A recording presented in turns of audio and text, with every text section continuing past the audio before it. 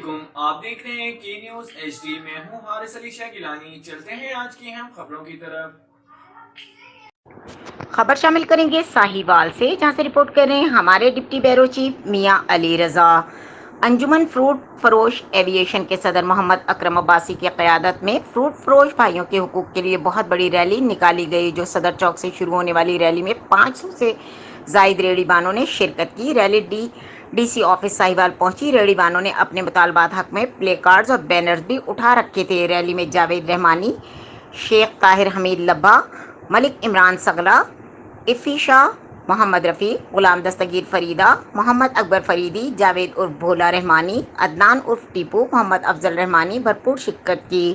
اس سلسلے میں ایک کمیٹی ڈی سی ساہیوال کی ہدایت پر ایک کمیٹی تشکیل دی گئی ہے۔ مارکیٹ کمیٹی کے سیکرٹری محمد زبیر حسین، فوڈ انسپکٹر عبدالجبار بھٹی آڑھتیوں اور فروٹ فروشوں ایویشن کے درمیان مذاکرات کرے گی۔ مزید خبروں اور اپڈیٹس کے لیے ہمارے ساتھ رہیے گا، تب تک کے لیے اپنا خیال رکھیے گا۔ اللہ حافظ۔